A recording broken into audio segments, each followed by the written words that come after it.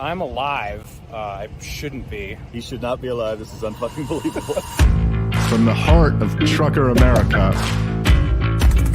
my boy Reed Coverdale, host of The Naturalist Capitalist. This is what government does. It sucks.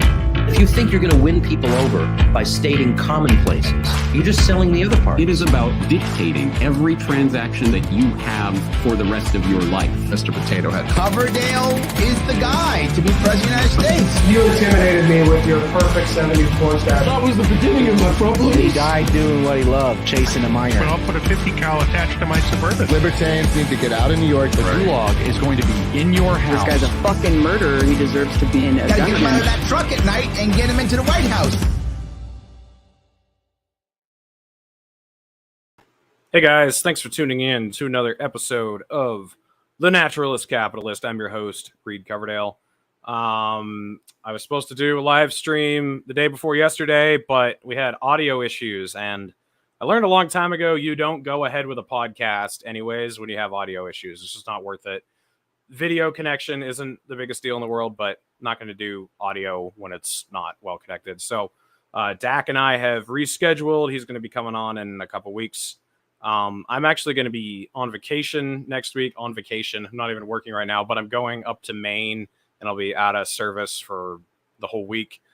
So I have an episode premiering next week about, it's just a recording of the speech I gave at PorkFest about liberating the working man from the regulatory state and OSHA and just how ineffective and stupid the government is. So that'll be coming out, I think, on Tuesday night.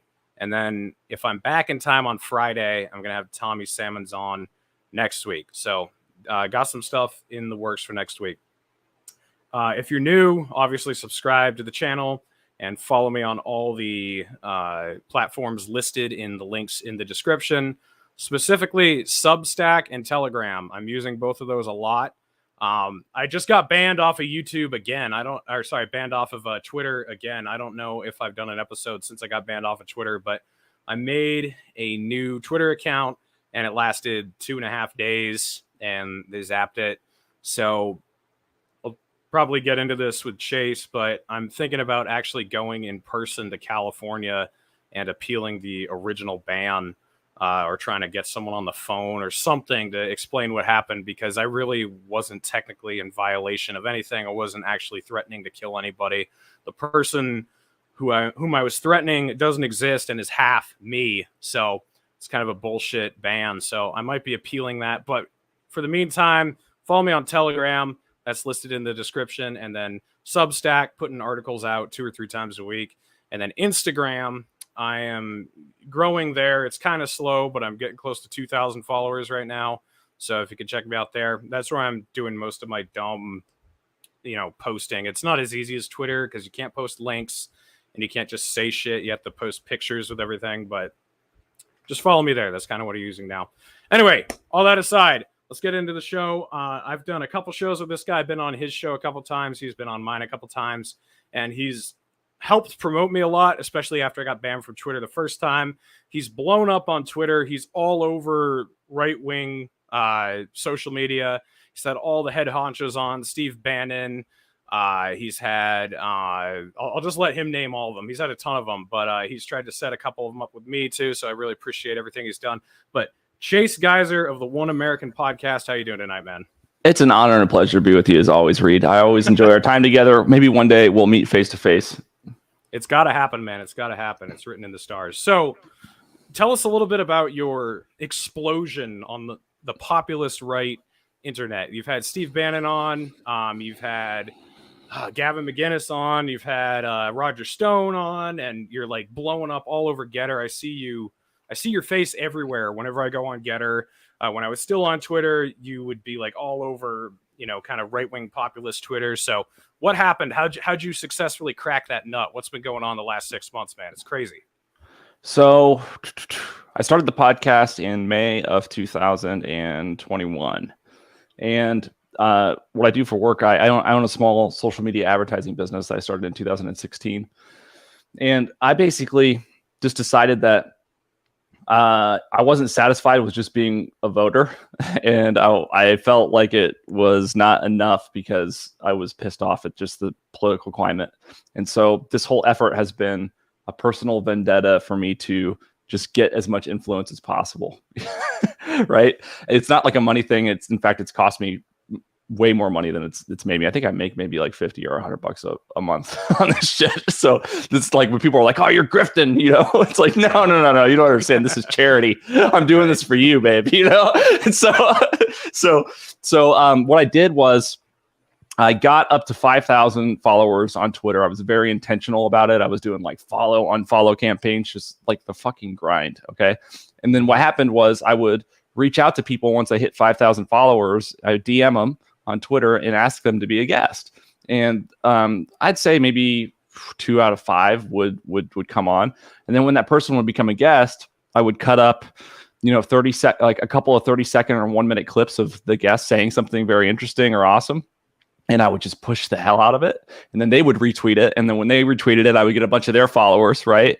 Then I would get a little bit higher tier guest, right? And I would do the same thing in a little bit higher tier. So a year and a half later, I got to the point where I got C-banded. You just kind of work your way up. And so I'm at the point now where I've got, I think 81,000 followers on Twitter. My goal is 100,000 by the end of the year.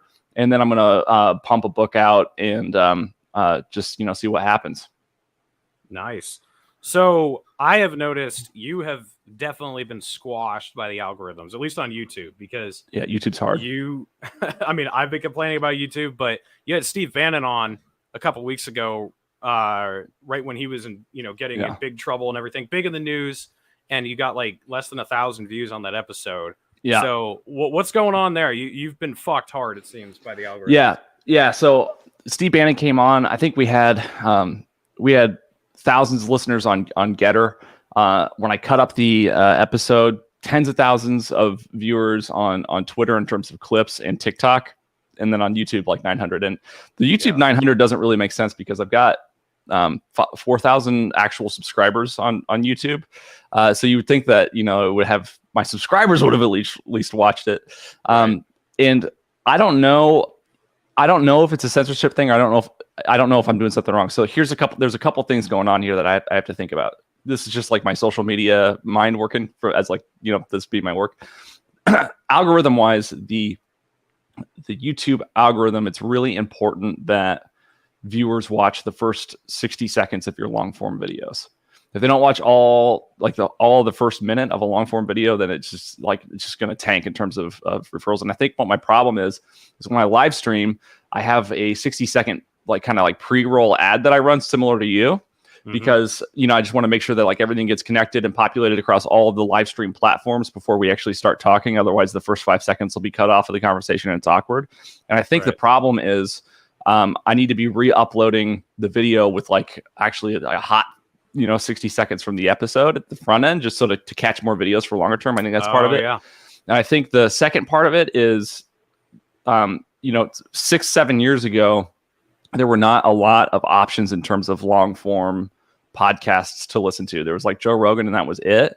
But now, if you want 30 minutes or an hour and a half of people's time to watch, an episode of long form, you're competing with the Tim Pools and the Joe Rogans.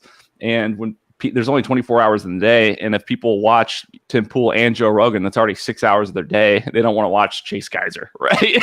Who the fuck is this guy? So I think that's part of it. And I think the other part of it could potentially be that I'm being squashed, but I'm really careful about the type of stuff I talk about. I never talk about vaccines and I never talk about election fraud, not because I don't believe in those things, but because they're already a vaccine covered. Believer. No. But because everybody already kind of knows where they land on that. I'm not interested in it, and why would I risk my account to talk about shit that everybody already landed on, what they think, So I'm careful, and that's why I've never had a problem with Twitter. Is I never tweet, and I put things in draft all the time, and I look at them 24 hours later. I'm I'm not going to tweet that, So I'm really careful about it, but. I don't know, man. It could be a censorship thing, but I'm just trying to make sure that all reason sinks exhausted before I just blame censorship, Yeah, I've been the same way because I have to fully admit, 5 years ago, I didn't even believe the claims of censorship from the right. I thought it was just kind of like, oh, poor me, you know, people don't like what I have to say. I'm not taking off or whatever. But yeah, then let's see, what was it, 2018, when a lot of people started actually getting banned and removed, and then it started with Jones in 2018. I think he was 2018. Yeah. That was the big one, and everyone's like, "It'll stop there." So, yeah, but then it is real. It is obvious. I mean, on Twitter, I noticed it too. You know, because I would I forget what it's called, but you could like look up and see if you were on a search ban. So if people were trying to find you on Twitter, you wouldn't show up unless they knew what your @ was, and then they typed it in and went to your account. And I was on that all the time on my first account when I had like 20,000 followers. And I would just go into slumps where I would get zero traction. I mean, there would be like 40 people out of my 20,000 followers that would see what I would post. And, you know, I had to join these Boost the Signal group chats to get people like, hey, could you retweet this and you retweet this, so other people would actually see it. But yeah, it is crazy. I had the bell notifications turned on for you, so I saw all your shit, but I probably wouldn't have. Yeah, no, I mean, it's and I'm kind of new to social media. I didn't have Twitter until 2020. I had a Twitter account in 2019, but I never used it. So all this stuff has been brand new to me. I don't even know like the wild west of the internet that existed 6 or 7 years ago, you know, that everyone talks about. It sounds amazing. What were you doing? Were you just working? Yeah, dude, I've had Facebook for 12 years or something. You on MySpace? No, I never had MySpace. I had just Facebook for like a decade. And then like 5 or 6 years ago, I got Instagram and like never used it. I didn't really start using Instagram a lot until a few months ago, or maybe 6 months ago or so, because I didn't have a big Twitter account anymore. But yeah, I didn't use Twitter at all. I didn't have a YouTube channel. Although I did have a YouTube channel, but not for politics. I just post occasional travel videos on it and shit. But yeah, all this social media stuff is mostly brand new for me. What about you? Have you always been on, or is it new for you? I had my existing Twitter account in 2009, but I don't think I tweeted on it until 2019 or 2020, around there, like kind of the most recent election cycle. It was like one of those things. I got one in high school and then never used it because millennials never really used Twitter. And I was just focused on Facebook throughout college, you know, to see girls I was interested in while they were on spring break. And and then when Facebook just sort of, I don't know, the demographic totally shifted as my generation went on Instagram. I didn't really get involved in Instagram because it's like, I don't have shit to take a picture of, you know? I don't want to take a picture of my dinner. I don't give a shit, you know? Right? And I'm not one to like go out and do like fun things. Like, I'm a very social person, but I don't give a fuck about going to a club or a beach and like taking a picture. I just don't care about that kind of shit. I care about hanging out with you and like doing this and talking about politics, and it's just not really grammable, you know? And so I never really got involved in it. I'm trying to figure out how I can have more fun with it. But my next strategy in terms of social media is to really focus on YouTube Shorts, TikTok, and Instagram Reels, because I think that's the key to growth. I hired like a guru consultant, and we're going through and trying to figure out what's going on to be really serious about it. And so I've had some luck with, like, I've had a couple of TikTok videos that have had 500,000 views. And so I'm really trying to figure out, all right, how does this short need to be set up? Like, what's my ideal amount of seconds that it is? And, you know, there's so much nuance to it. People don't realize that, like, your thumbnail is incredibly important. The title that you use in your videos is incredibly important. How many seconds between like camera angle shifts or changes is incredibly, like every 2 to 3 seconds, there needs to be like a different scene or a different cut. So I'm trying to figure out how to just really take this seriously to try to make it blow up. And I think, you know, over the next 6 months, it might work, but I'm not giving up until I take over the world, man.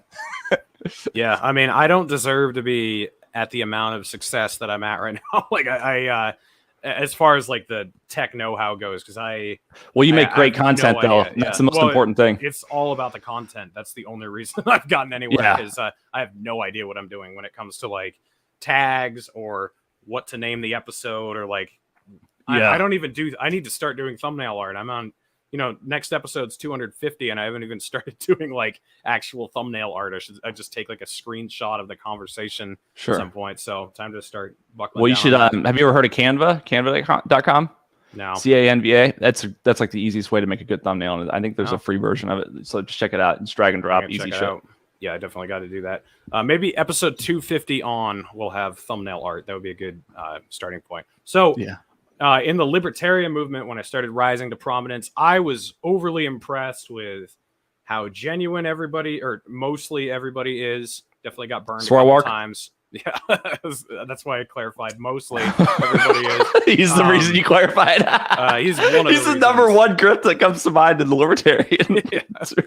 Yeah, he's one of the reasons. But what's it been like kind of rising to fame in the right-wing populist movement? Are you feeling the same way about, have you met a lot of people in person or just through interviews? But what either way, what's been your takeaway from the character of the people you've met? Have you been really impressed, or what do you think? That's a good question. So first of all, I've not met anyone in person that I can think of off the top of my head, except for the people that I already knew in person that I had on, like friends. Mm-hmm. I have not, from the guests that I've had on, there's only maybe a handful or less that I think are full of shit. Other than that, the type of guests that I've had on, I have been abundantly impressed with. But that being said, in the right-wing social media sphere, there is a lot of bullshit. I spent a lot of time last night actually watching videos about Dave Rubin. I don't want to like shit talk Dave Rubin because I don't know him on this, but like there's definitely some questionable shit going on there in terms of like, hey, why did he like get ghosted by everybody who like used to kind of be in his sphere? And there's just shit like that. But I think that there's sort of an inverse correlation between the amount of money you make and the amount of authenticity you have. And a lot of the people that I've had on, with the exceptions of some of the ones that we named at the beginning, aren't really making money. They're just, regular Americans like me that are pissed off and maybe an expert at one thing or another that's, interesting to talk about. Yeah. And that's been cool. But I would say that I was reading your article that you sent me on Substack, Pretending to Liz Cheney. And you embedded a tweet from Joe Walsh, and I had Joe Walsh on my podcast. I was actually going to ask you about him. Yeah, I had him on my podcast because first of all, I grew up in Illinois, so he was my congressman when I was like in high school. Yeah, and I want to disclaim this by saying Joe Walsh was incredibly kind to me, and I spoke with him on the phone like immediately after the episode, and he was just so fucking nice. But I'm just going to be explicit here and say that he's probably one of the dumbest fucking people I've ever met in my life. Like, I just could not believe how fucking dumb his thoughts were. and I don't know if he's corrupt and like full of shit, but I don't think so, because he's got no power. He's got no money. He just fucking bitches. And like, he made like the most strategically stupid like decision ever, which was to alienate the left by being like a libertarian or a Republican in name, but then totally alienate the right by just like not being right wing at all. Right. So like he just decided to make an enemy out of everybody for no reason. And I don't know what the deal is with that fucking guy. I don't think it really matters. I had him on because I thought, hey, this will be an interesting conversation. And he's a really fucking nice guy. And I don't want to bash him. Like, I don't have like a vendetta against him, but sometimes I think people are just fucking dumb, dude. Yeah. I'm sorry. Yeah. Fuck Joe Walsh. I hate him. Yeah. I don't know. I'm with you. I had to unfollow him. It was just so irritated. Like, all right, man. Thanks for being nice to me. If you need anything, I'll help you. But like, I don't need to talk to him again. I think I even hid the episode just because I was like, this is bad. Yeah, I've had a couple people like that on my show. That and some of them it's been weird. Like it's kind of the inverse of what you're talking about. So, some people I've had on, I think, do great content and are very talented and say like all the right stuff politically. And then I just found out they were piece of shit human beings afterward. So that was kind of rough, especially when you've been through a couple of rough patches. And I remember from when you had your Twitter. Yeah. So some of them, it's like a case of meeting your heroes too. Someone that you've really looked up to for a long time. And then you get to know that person and you're like, oh, fuck. And I don't want to unearth any drama by bringing up their names, but people who know. So I'll just leave it at that. So yeah, speaking of Joe Walsh and it kind of this weird, like, well, let me ask you this way. Is the division over really being right wing and really like standing up for middle class Americans, or is it over allegiance to Trump. Like, what do you think the delineating factor is with not just Joe Walsh, but the Joe Walsh types? Do you think that those two usually go hand in hand? Like, if you're willing to stand up for Americans, you're also willing to put your foot down over this January 6th impeachment bullshit? Or is it just kind of a blind loyalty thing that once you turn your back on the king, the right is just done with you? What is your take on that? What's taking place there?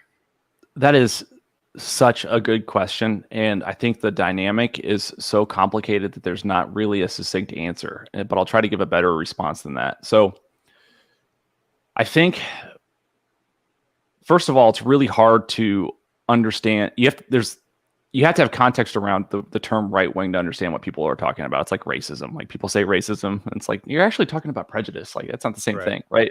And so like, you know, when you talk to a leftist about what right wing means, they think it means somebody who's like a bigoted, you know, racist fuck. If you talk to sort of like the 2000 to 2008 Republican about what right wing means, it means like, you know, sort of middle class or upper middle class small business owner with, you know, Judeo-Christian values, right? And if you talk to like a Steve Bannon crowd or a Trump crowd about what right wing means, it's really sort of like more of a populist thing. Or maybe like a pro-cat. I don't know. Like, it used to be, the argument used to be from 2008 to 2012 that right wing meant that you were like pro free market capitalism, and left wing meant you were like about government handouts and entitlements. And like, it just shifted so much. So that's the first thing to consider. The second thing to consider is there are a lot of people in the conservative space that are just unabashedly pro-Trump because they feel that they can grow because of that pro-Trumpness. And they're also afraid that if they're anti-Trump, they're just going to get rolled over, right? Like Liz Cheney, like what we saw to happen to Liz Cheney. So they act like they're pro-Trump, even though they're not actually pro-Trump, because they're just being pussies, right? The reason I'm pro-Trump is not because I even really agree with Trump on like even a majority of things, though I'm charmed by him. It's because the people I really fucking hate him so much. Right. And like, I'm not an idealist like a lot of libertarians are, and that it's like, you know, fuck you, I don't like either of you candidates, so I'm gonna write in my dad because I know my dad would be better. You know, like, there's a lot of people like have that mentality. I'm like, no, I will go with the lesser of two evils, right? And so I'm gonna be like one of those guys that's like unabashedly pro-Trump on social media and stuff. But if you ask me specifically, like, oh, do I think it's great that, you know, he bombed XYZ? I'd be like, no, fuck no. Or do I think that he handled the pandemic right? Absolutely not. But Jesus Christ, doesn't it make you feel good when Elizabeth Warren like can't even fucking frame a sentence because she's so pissed off? Like, yes. so like, I don't know what's going on there in terms of like the pro-Trump, anti-Trump thing. I will say, in the instance of Steve Bannon, who's often branded as like this sort of Trump worshiper, he doesn't give a fuck about what Trump thinks of him. I've done a lot of research. I've read documentaries about, or watched documentaries about this guy, read books about this guy. He likes Trump, but he doesn't care personally about what Trump thinks about him. He doesn't need Trump. I believe that Steve Bannon is genuinely a middle-class American populist. And he liked Trump because Trump is like by far the closest comet that's ever come to hitting the earth on that subject. And he just, you know, hopped on the wave, and it's going to push him. Yeah. I do agree with your assessment of Trump, by the way. Like, everything, I mean, and I'm not a Trump fan, but everything I like about Trump is what you just described. The, you know, the chaos that he brings to the scene, the people who hate him, you know, at least like outwardly, to the point that they're trying to impeach him and stuff, they all suck. They're fucking terrible, dude. And I mean the Republicans, not both. Not even the Democrats. Yeah, Liz Cheney, like, Liz Cheney, dude. Liz Cheney, Mitt Romney. You know, like, these guys are just. By the way, Mitt, you're not getting a fucking planet when you die. Sorry.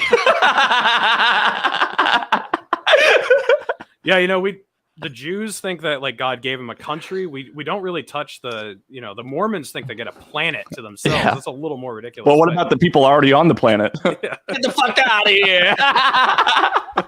But it is interesting, like, how much those anti-Trump Republicans really, really suck. And not just like, well, look at Crenshaw. Crenshaw's stock portfolio outperformed Pelosi's. Is he anti-Trump now? Or I don't know if he's explicitly anti-Trump or not yet, but I think I would be totally shocked if he wasn't. Yeah, it's not really convenient in Texas to be anti-Trump politically speaking, but the dude is he is like an establishment conservative. And all establishment conservatives who pretended to like Trump were doing just that. You got to keep in mind, when Trump ran for president in 2016, it was like a 50-50 split between him and Ted Cruz. It's not like everybody just changed teams. Like there was a denazification of Germany after World War II. It's not like everybody just changed teams. They just agreed to shut up because they lost. Yeah. Like it's not like that doesn't just go away. Like, we were wrong about the Jews. Fuck, sorry guys. Like, no. People don't shift like that. You don't change those ideals on a mass population in a short period of time. They just lose and then they submit, right? Yep. That's why they have to have anti-Nazi laws in Germany where you can't fly the flag and you can't say the shit, right? It's because if those laws didn't exist, you'd see it creep up again, right? Because the sentiments are still there. So yeah. Why do you think that hatred for Trump exists? Like, what is it about him that the anti-Trump let's just go with the Republicans. The Democrats are retarded. We don't care what they think. Why do the anti-Trump Republicans hate him so much? Because I have a theory, but I want to hear yours first. I'll give you my best stab at it. I also want to disclaim, like, I'm just I named my podcast One American Podcast because I'm just one American. Like, I'm not an expert on this shit. I'm not a foreign policy guy. I'm a guy with an above average IQ who looks into shit, and that's it. Like, that's the extent of my expertise. So my guess about this Trump hatred from the right is that when you get into Congress or the Senate, there is a handshake deal where it's like, look, we're going to fight for our side. You're going to fight for your side. But when push comes to shove, we are going to try to make this work in such a way that nobody really gets fucked. And we can just kind of stay in this club and make it work and work things out. And I think that, for example, if I were to get elected to Congress, I'd show up with all these ideals, and then I'd have a nice little meeting with the party majority leader or Speaker of the House or whoever's responsible for putting me on committees, and they'd say, "Look, if you want to be on committees, you're gonna have to vote for some shit that you disagree with, and if you don't, get it in line with the party on some of these issues that are important to us, then I'm just gonna not put you on any committees, and you're not gonna be able to get any shit done for your constituents, and you're never gonna get elected again." And so you see a lot of compromise happen. And like Ayn Rand said, compromise is when both parties lose, right? It's a difference between compromise and a deal. Yeah. And so I think what happens is they come in and they leverage you, and you become the average, right, of the entire party or the entire political force. And I think that the reason the establishment Republicans hated Trump so much is because he didn't need their money and they couldn't find any real dirt on him.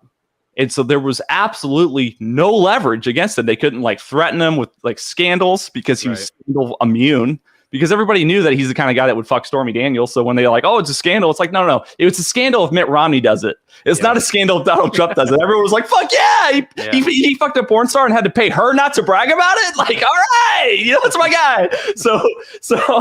So I think that the reason that the establishment Republicans hated him is because they just couldn't get him to play ball. Because, and people are like, "Oh, he's corrupt because he's a billionaire." It's like, you're not just corrupt. You're not corrupt. Like, that's not a total outcome of, you can be a billionaire without being corrupt. You just can. And I think that they just couldn't buy him. He didn't need them. And that's incredibly scary. Like, he was unpredictable. And ultimately, I think the intelligence community hated him most for that, because they couldn't get him to follow this traditional apparatus. And so what they did was they just infiltrated him and surrounded him with people that they could control and ultimately influenced him, and then tried to get him out. And they did. They got him out. Yeah, so I've got a clip here I'm going to share. This is why I think they hate him, or one of the reasons, because not all of the right-wing establishment hates him, but a lot of it does. And I think this clip kind of is the origin of it. So I'll play this and then we'll talk about it. On Monday, George W. Bush will campaign in South Carolina for his brother. As you said tonight, and you've often said, the Iraq War and your opposition to it was a sign of your good judgment. In 2008, in an interview with Wolf Blitzer talking about President George W. Bush's conduct of the war, you said you were surprised that Democratic leader Nancy Pelosi didn't try to impeach him. You said, quote, "which personally I think would have been a wonderful thing." Bunny rabbit jab. You were asked what you meant by that. You said, "for the war. For the war. He lied. He got us into the war with lies." Do you still believe President Bush should have been impeached? First of all, I have to say, as a businessman, I get along with everybody. I have business all over the world. I know so many of the people in the audience. And by the way, I'm a self-funder. I have my wife and I have my son. That's all I have. I don't have this. So let me just tell you, I get along with everybody, which is my obligation to my company, to myself, etc. Obviously, the war in Iraq was a big, fat mistake, all right?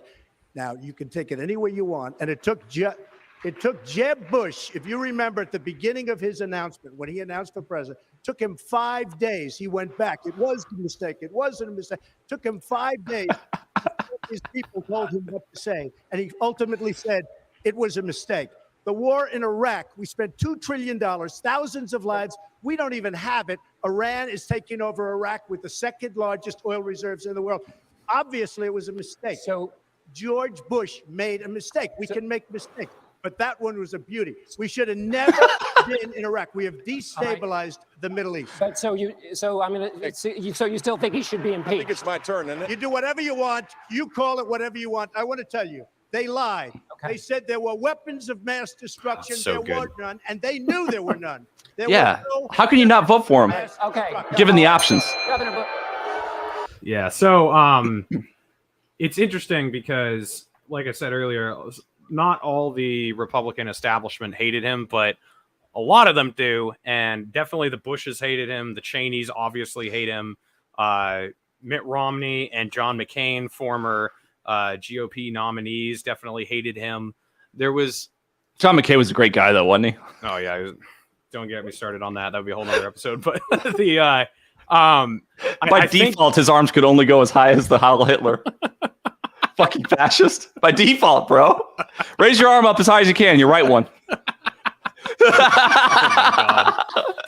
Fuck. But I think this is like where the hatred stems from, is because he really, like, I've seen a lot of tweets about this, and it's true. Trump did destroy the Bush-Cheney dynasty, and I would argue that he didn't necessarily destroy their policies, but he did destroy the popularity amongst the Republican right-wing half of the country. Like, they do not love George W. Bush anymore. A lot of them are like, yeah, George Bush kind of fucked us over. And that's something that they're just not willing to let go of. And then there's also an element to, he even said it on the stage there. He's like, these are all their donors cheering.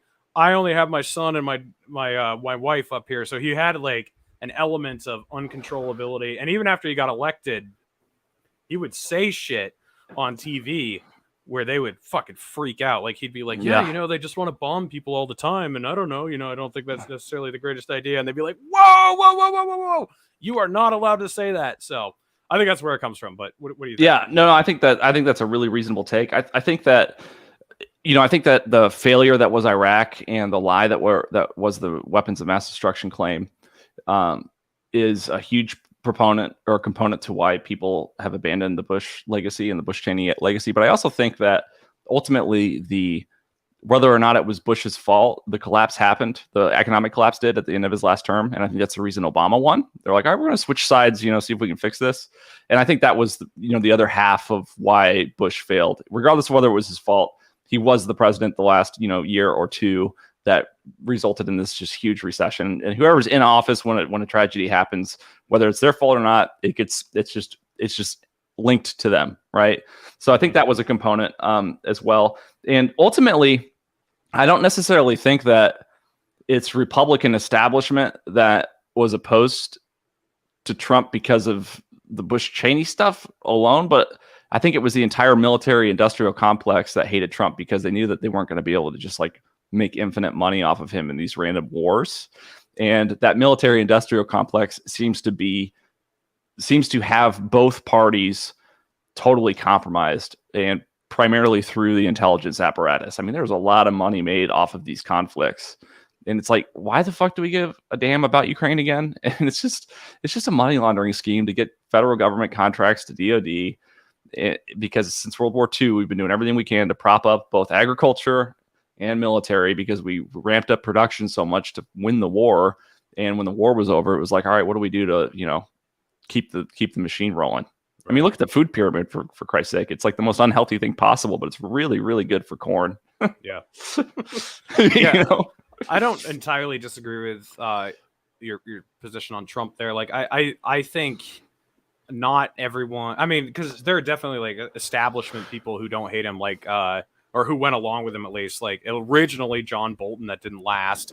but like he went into his administration. Mike Pompeo. John Bolton looks like the vacuum cleaner from Brave Little Toaster. He does. Does he? He looks like Merlin when he's a walrus in. The Sword of the Stone. Yeah.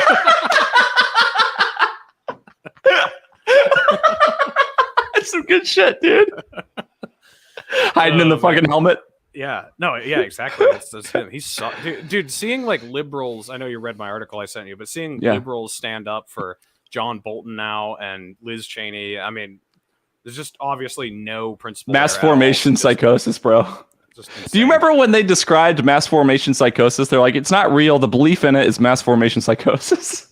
Like they said, the reason people believed mass formation psychosis was real.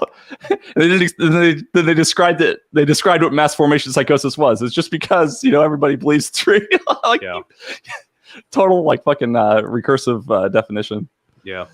So my question for you is, what do you think is the best course for getting our country back on track? Like, to me, I've kind of gone through a whole slew of different emotions. So when all this shit first started happening a couple years ago, I was like, oh fuck, this is it. Like, we need to completely replace everyone in the federal government and just like vote in a bunch of people who are going to do the right thing, and then everything will be fine.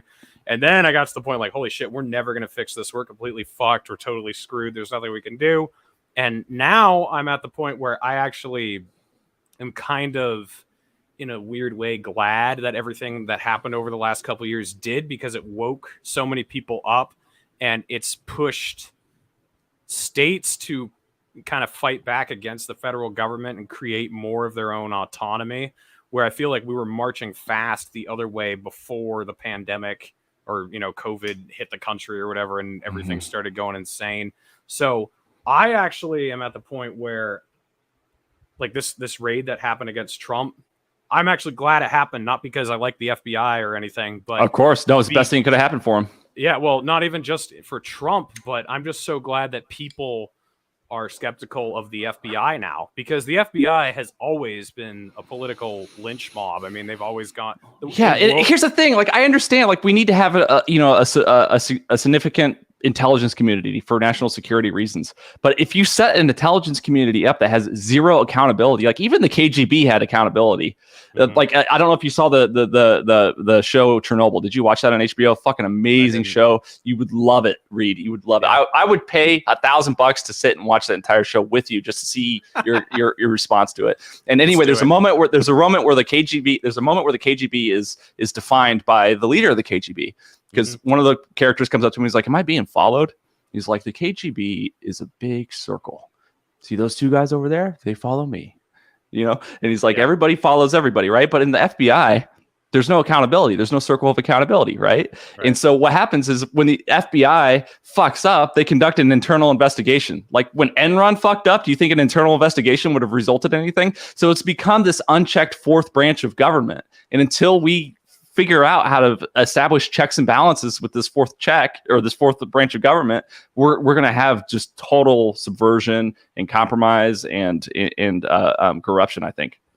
Yeah. So I think my original thought, which was that we need to just replace everybody and put good people in charge and everything will be fine, which was kind of the way I used to think back in 2019. I've realized that's completely wrong. Like, we need to abolish these institutions and we need to increase autonomy of the states. Like, basically have state governments say, we're going to kick your federal agents out of this state if you send them here. We're not going to let you enforce gun control. We're not going to let you enforce whatever tyrannical laws you want. If you want to do a nationwide vaccine mandate, we're not going to do it here in our state or whatever. And so I'm kind of at the point where I love that the federal government is so transparently corrupt now, because nobody wants to embrace it or believe in it again.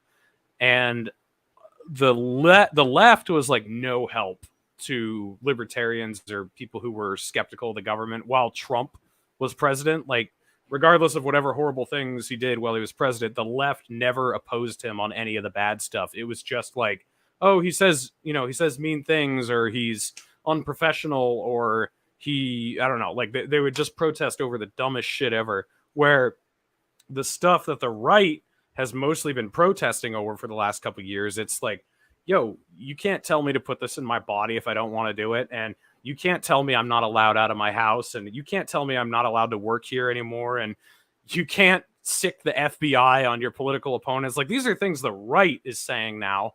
And I'm like, okay, this is all great that the right is saying this now. My worry is if they gain power again, it's literally all going to evaporate, because I don't think they're going to do anything to rein in the intelligence agencies. I think they're just going to switch out who's running them. They're just going to put their own people in charge. And I don't think anything's actually going to get any better. It's just going to switch hands. And then all these people who are so riled up right now, and some are even like pushing for secession and shit like that, it's just all going to dry up. So like, and I think Trump or DeSantis or whoever runs as a Republican is going to be the next president right now. If, you know, so I'm kind of expecting this scenario, but I'd almost prefer another 4 years of Biden, just because he's so dysfunctionally idiotic and transparently evil and, you know, not in control. And, you know, I feel like that creates a more healthy attitude of pushback and skepticism. What do you think about that? Are my worries warranted? Do you think that all these gains we've made on the right are going to kind of go away? Or do you think there are enough people who are like you, who have like really internalized all these messages and said, no, we're not letting them get away with this again? What do you think? That's a really good question. I think there's two steps that need to happen for change to happen. The first step is not believing the lies. And the second step is discovering the truth. So we've gotten to this point where no one trusts the FBI, no one trusts the federal government, no one trusts the private political press, which I call them, and that's great. But the problem, PPC. the PPP, yeah. PPP, So that's good. But the problem is, and we saw this with like the QAnon bullshit, is that when you correctly, and this happened in Germany too, when you correctly determine that you can't trust the establishment, it's imperative that at that moment you place your trust in a trustworthy source. And so now, like we saw all the Q people are like, hey, this is all corrupt, you know, everything's fucked up. And then they went to Q, and it's like, whoa, like maybe that's not the right, you know. So like you can't abandon one cult for another, right? It's great that you left the first cult, don't join a second cult.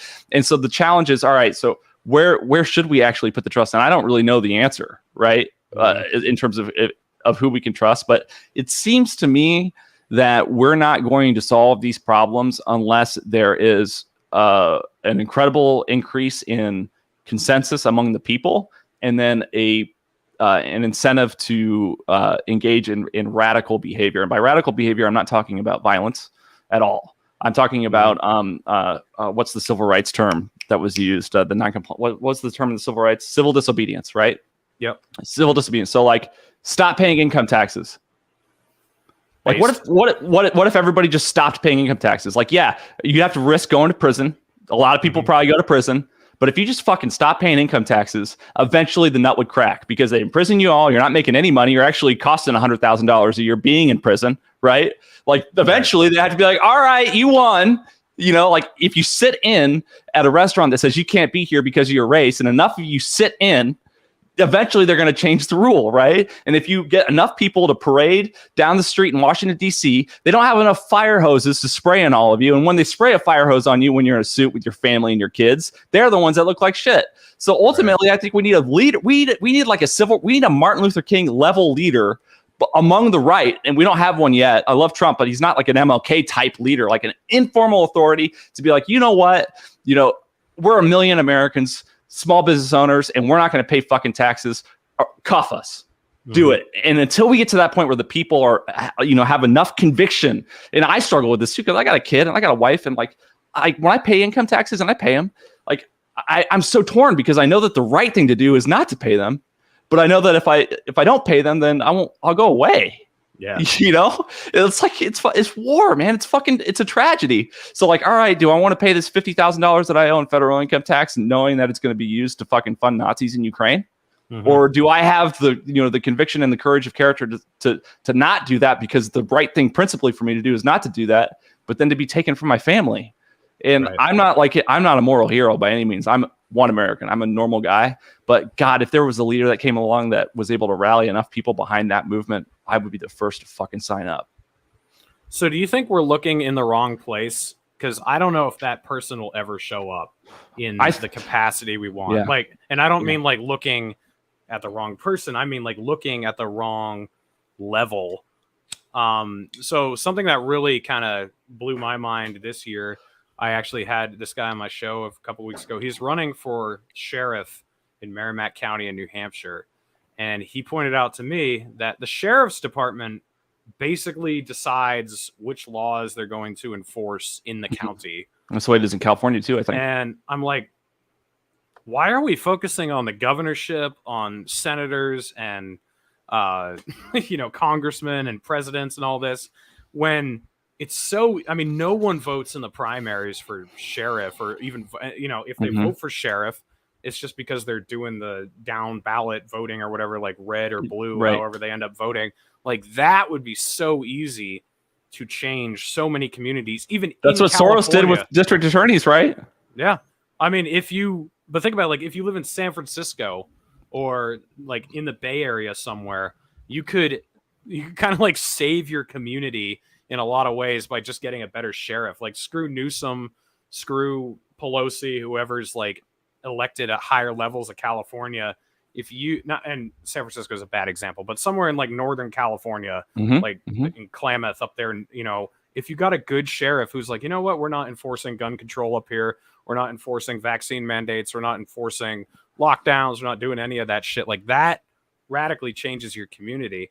And I feel like so many of us are waiting for what you're talking about, like for this messiah figure to finally show up that we can all rally behind. And even if that person does show up, I don't think things are going to permanently change the way we would want them to. Like, I think this is why I'm more optimistic with the transparent corruption and evil of the federal government, that people will be kind of forced to be like, you know what, maybe that beast there in Mordor and Washington is just like kind of unsavable. And, in Texas or New Hampshire, in my own community, we can actually like create our own shire here that we can protect from the orcs, regardless of who's in the tower in Mordor or Isengard or whatever. But I don't know. What do you think about that? I think that's a very interesting point. I'm obviously all for people getting involved at the local level in terms of their sheriffs, their city councils, school boards, all that shit. I think it's a lot to ask, and I think that those elections are typically incredibly boring to follow. Right. That's so that's the problem. The problem is that there's a critical mass that has to be reached in order for that type of approach to take effect. You have to have like a tremendous amount of consensus among a people to like, all right, we're going to be aware of who's on our council. I don't even know who my city councilman is in Austin, Texas here right now. I couldn't name a single one. One of them is even in my neighborhood. I know that, and I don't know his name because I don't give a fuck. And I'm somebody who spends all day looking at politics, right? So like that's definitely a challenge, right? And so I agree with the notion, but I don't think it's enough on its own. I think that if we look at the history of leadership, both worldwide and in the United States, the greatest amount of change that has occurred, with the exception of perhaps the Civil War, has come from informal authority. So there's formal authority and there's informal authority. Formal authority is I am the governor, so I have a formal position of authority. And informal authority is I am MLK.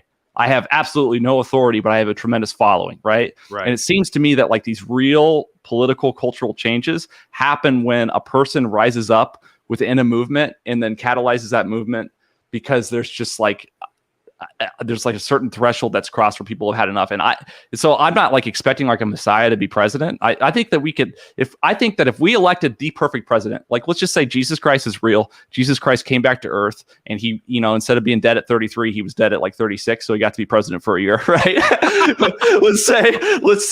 let's say Jesus Christ was president of the United States.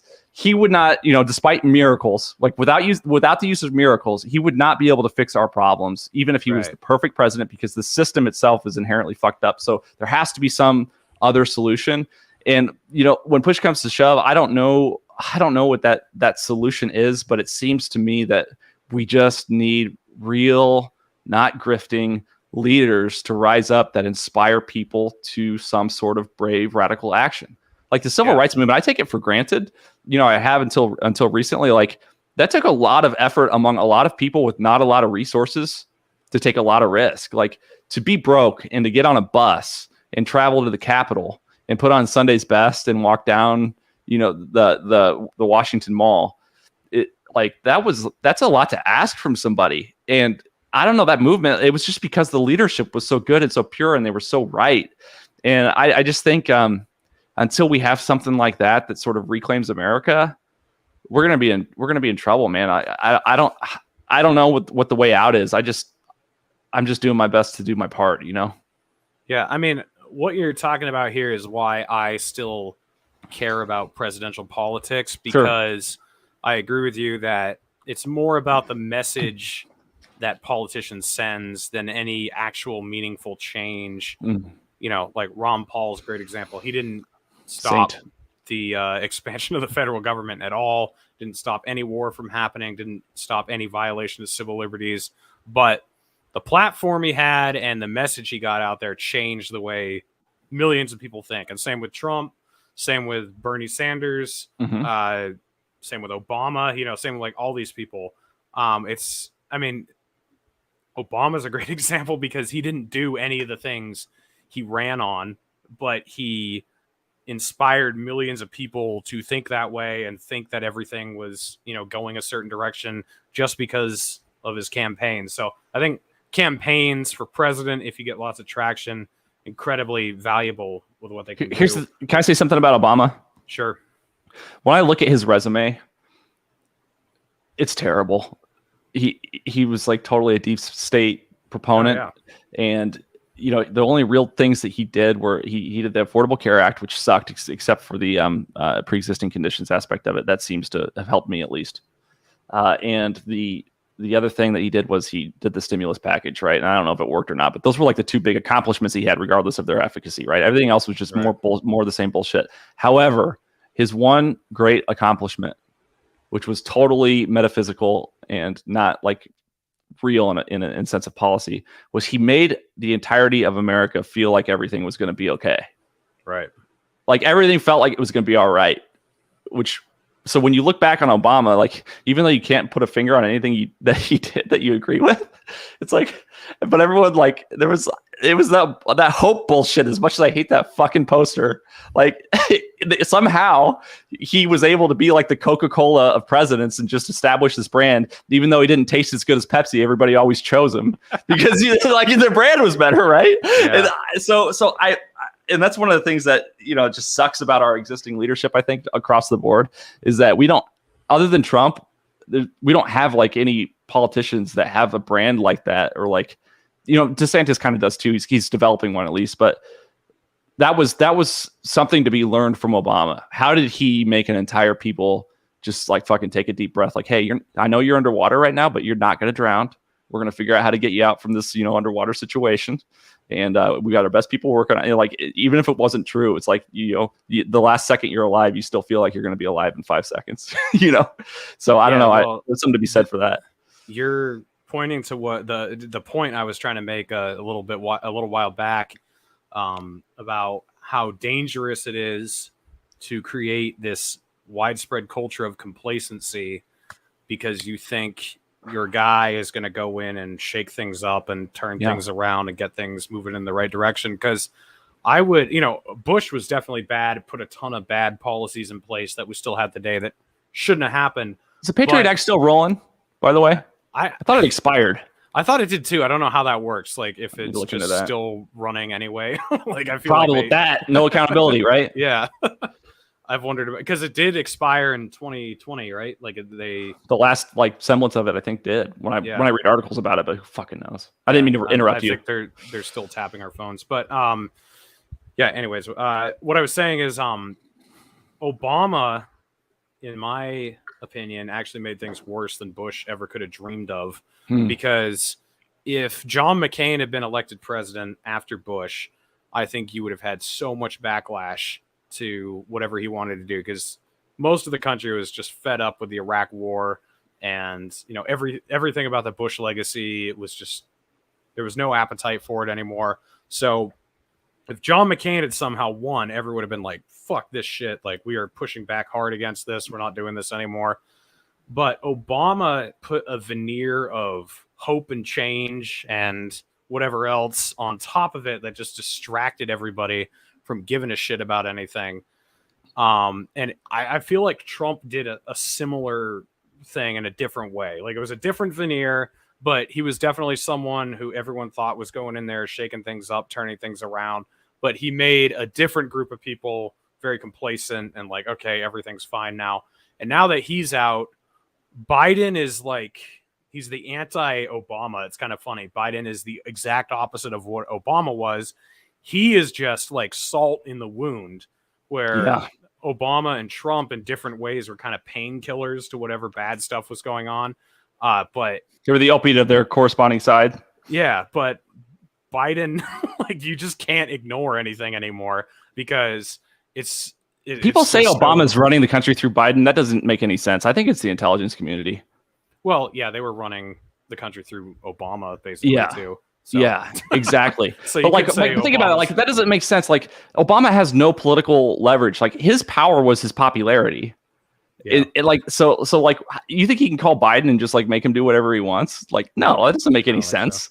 It doesn't make sense. Ben Heckman says Trump reauthorized the Patriot Act. He did earlier on in his presidency. 2016, yeah.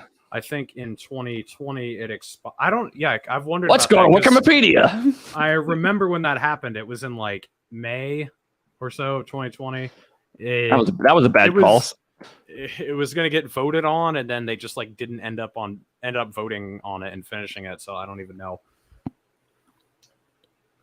Yeah, I don't know either. Section expirations. Check this out. All right. It looks like the last of it expired in 2019. The lone wolf provision, which I'm not familiar with. 2019. I thought it was 2020. I mean, I'm just on Wikipedia. Who knows if it's true? So can they still? I think they can still tap our phone lines and everything. If they can't, they are. Yeah, they are anyway. Yeah, and look at this. A case in point. Snowden comes out with this huge leak, exposing all the bullshit they were doing. Nothing changed. Like, there's no accountability. Yeah. How come no one was forced to resign? Like, let alone go to prison. How come no one was forced to resign? Yeah. Was there even a change in the leadership in any of our intelligence apparatus during the Edward Snowden leaks? No. I mean, the thing that's funny about all this, it kind of speaks to my accelerationism, is nobody gave a shit about Edward Snowden. Like, some people did, but the vast majority of Americans don't know anything about that. And it's because it didn't directly affect them in an uncomfortable way. Because, okay, someone's looking over my shoulder while I'm looking at porn. Don't really like it, but whatever. It's not in my face. I don't blame them. This is my favorite porn. But this one's really good. You're gonna love this, FBI.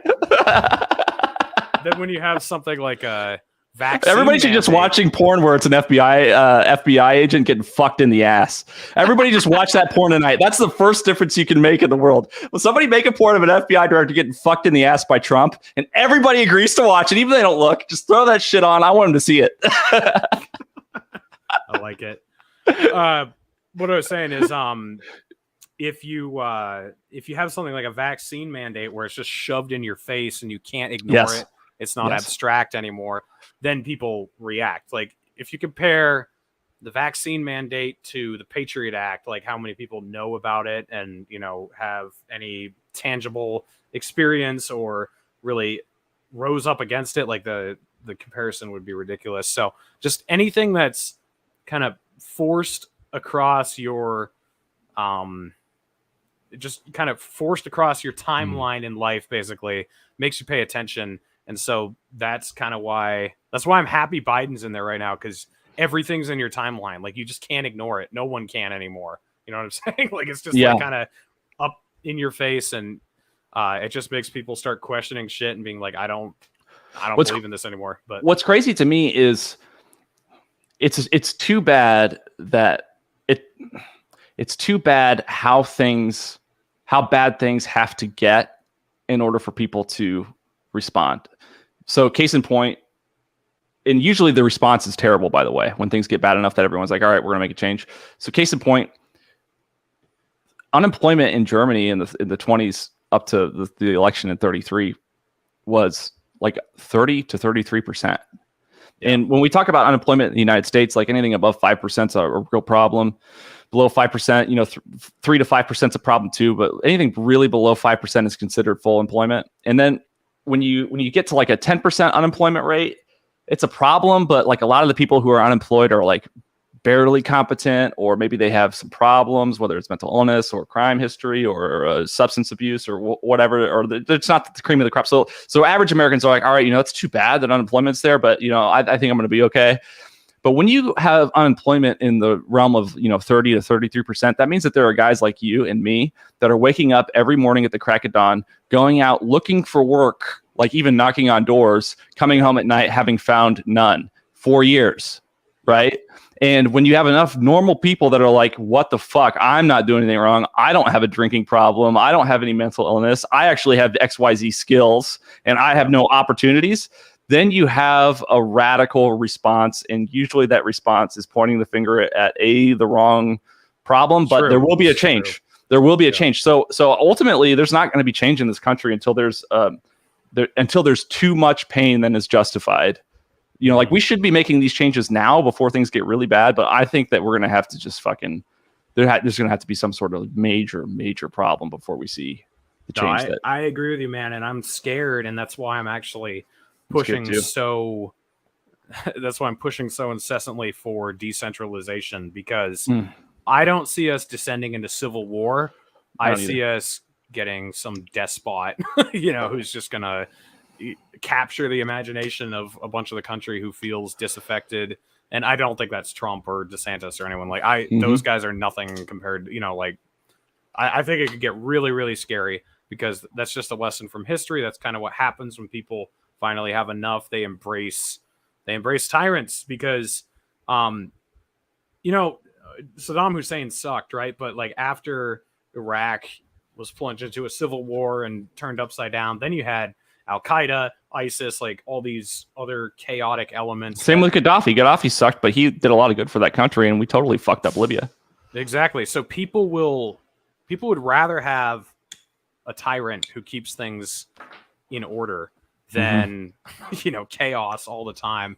And I feel like that is what we're marching toward eventually, unless we can somehow like get states to push back and create more autonomy and basically just reduce the federal government from its power it has now, because I feel like that would defuse the problem. But I don't know. It is scary, because that is the part of me that is not accelerationist, realizing that people aren't smart when things descend into chaos. They don't make good decisions. So you can't fully embrace accelerationism to its final point, because then you're just asking for a despot. So I feel like there's a fine line you got to kind of flirt with. I agree. That's insightful.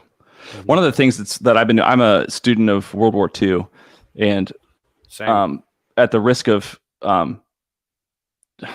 I hate bringing up Hitler and Nazis so much, because people are inevitably going to think that I'm a white supremacist. I'm not. Hitler sucked. He was fucking evil. Okay. But everybody makes the mistake of reading Mein Kampf and thinking that they understand Hitler. And if you really want to understand what happened in Germany, you have to read his speeches, which are hard to find because only a few people have the balls to translate them and put them out. If you read his speeches from 22 to 33, then you can understand what actually happened in Germany. Now, it was absolutely racist. It was explicitly anti-Semitic, anti-Jewish, right? Not anti-Israel, but I think Hitler would have been pro-Israel, because he was like, get him the fuck out of here. He was, right? That was right. So look up the Havara Agreement. I know. Yeah. So it's not an Israel thing, but that was the problem with Hitler, was his racism, right? But there was more going on than just a hatred for Jews in Germany. And if you read the speeches, you can see how he came to power. And the anti-Semitism was definitely pervasive and throughout Hitler's political career. However, it was, especially in the beginning and in the rising up, it was like 10% of his platform. The vast majority of it was other shit. Yeah. And you have to look at that. And if you look at that, you can see that the speeches aren't, something that we can learn about the past, but something we can learn about the future, because he is responding to a climate that leads to a Hitler in leadership. right? Yeah. The speeches are what got him elected, got him empowered, despite some other, including some other corruption. So we can't allow ourselves to get to that point where our people are so desperate that they empower a Hitler-esque figure. Hitler's problem, of course, was his racism and his audacity and willingness to massacre people and do all these wars and shit for the sake of it. But when you put people in that sort of a position that there's clearly been an injustice done to them to such an extent that they have suffered for years. If you look at the suicide rates in Germany in the 20s, especially after the Great Depression hit the world in 29, 30, 31, 32, they're astoundingly high. Women killing their children. I mean, these people were fucking struggling.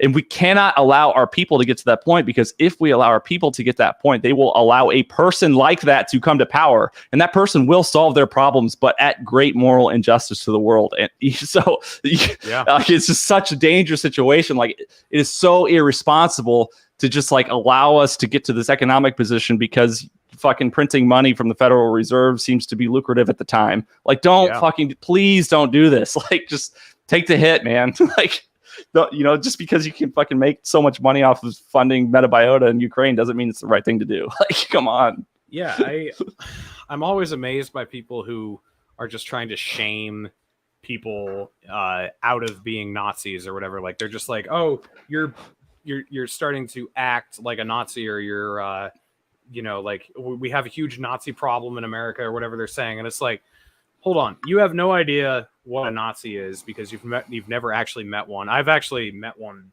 before, and come across them online, and like they're not shy about it. They're very outspoken about it. But Nazis don't just pop up out of nowhere. To your point, like, they are cultivated over a long period of time of suffering, and same is true of all radicalism. Yeah. I mean, it's terrorism, same way. Like, ISIS didn't just spring up out of nowhere, or Al Qaeda.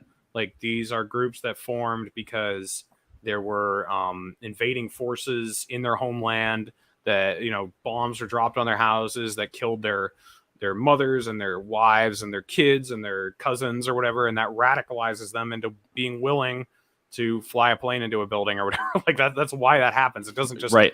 And even if the U.S. government was behind 9/11, someone still was willing to fly a plane in that building. Yeah. So the radicalism was real, even if it was exploited and manipulated and used. So you can't just write it off and say, oh, this shit doesn't exist. Like, oh no, somebody flew a plane into a building. Like, it takes the special kind of person willing to do that. Yeah. So, I mean, we're at an interesting crossroads. I think I agree with you that we do need, it's hard. We need to somehow weaponize a political messiah figure into getting people to care about their communities. We got to somehow do both at the same time. Because you're right, the presidential race and everything, that's where everything is sexy, where everyone's paying attention. We somehow need to get someone in there that inspires people to better themselves and their own communities, and not wait around for the system to get better and help them out. Like, Ron Paul was kind of that way. He really gave people this message of, you can make your own life better. It's up to you at the end of the day, regardless of what the government does. Where Bernie Sanders wasn't really that message. It was more like, you are only screwed because these people screwed you over. And let me tell you what democratic socialism is. Yeah, exactly. So we need some sort of. I like how everybody said it was a dove. Remember that dove that flew from his podium? Everyone said it was a dove. As a fucking pigeon. It's so Bernie Sanders. I didn't even know that, but I'm pretty sure it was. I'm pretty sure it was a pigeon. I could be wrong about that. It's the fucking cheapest fucking bird ever. It just shits in a garage. Just like you would get the fucking pigeon. Yeah. This is my son with whom I am not pleased. So let me ask you this, man. Sure. And I don't want to take too much of your time. I mean, I'm just hanging out, so I'm cool whenever. But I hear a lot of rhetoric from the libertarian side. There's I love Michael Malice and I love Clint. Yeah. And these fucking guys are so bright, and what they say is so true. But this whole anarchy as the solution thing, man, it really doesn't sit with me. Because it seems that if we are in a situation where there's some sort of centralized organization or like law enforcement or protection of rights, that what inevitably ends up happening is it creates like a vacuum of power, and it's just a matter of time before, through private deals and shit, enough power is amassed by one party to exact its will among the rest of the people. Like my problem with anarchy is that it seems like in order to maintain a system of anarchy, you have to have a centralized authority that maintains that system of anarchy. And then, it's not anarchy anymore. Right. So like, what's the deal within the Libertarian Party and within like the ANCAP movement? Like, am I misunderstanding like the philosophy or the solution? Because these people I know are bright and they're so on point about what these fucking problems are and the moral injustice and, the lack of principle and why it's wrong for private property rights and individual sovereignty to be infringed. Like, I am totally on board with all this shit, but like, I just can't land on therefore no government. Like, no, that your rights are going to be fucked if there's no government by somebody, whether it's a gang or a party or whatever. It's like, how is no government the solution? Or am I like just misunderstanding? Well, I could go at that from a bunch of different angles. So this is the one I'll go from. So the looking the wrong way. There's my flag. The Free State Project in New Hampshire is successful because of the culture of New Hampshire. New Hampshire already has a high trust society. There's an honor system that lots of people honor. Like, I mean, I don't know if it's like this where you live, but there's all sorts of farm stands where people just put their food out for sale. You just go drop money in a box, take it with you. Sure. People don't lock their doors in lots of places. Everybody owns guns. No one's worried about mass shootings happening. Like, I mean, it's just like it's kind of culturally set up for not needing a heavily centralized political system. Okay. So it's like America in like 1960 everywhere else. Yeah, and I think a lot of anarchists and libertarians, because sometimes they're the same, sometimes they're different. Some libertarians do believe in like a night watchman government, so like border security, police, military, and like Justice Department or something like that.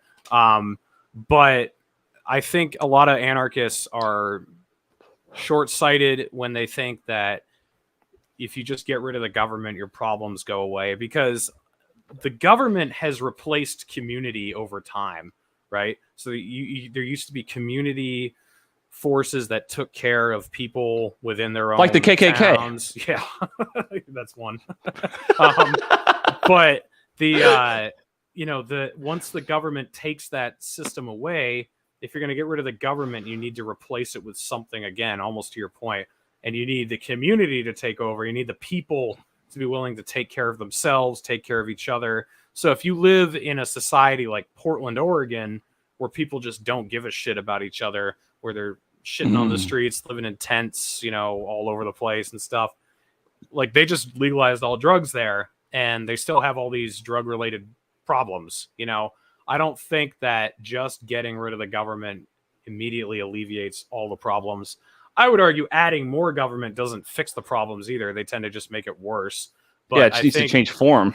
I think it's a cultural, societal, and political problem. So I think in New Hampshire, we're doing it right. So that's my best answer I can give to you. We should do another. If you want to have me on your I'd love to. Again, I'd love to like do a deep dive episode on all that with you. Okay, great. That sounds awesome. I'll definitely have you on. You're always welcome on the show, Reed. If you need help or want to come on the show, we can definitely do that anytime. Yeah, thanks, man.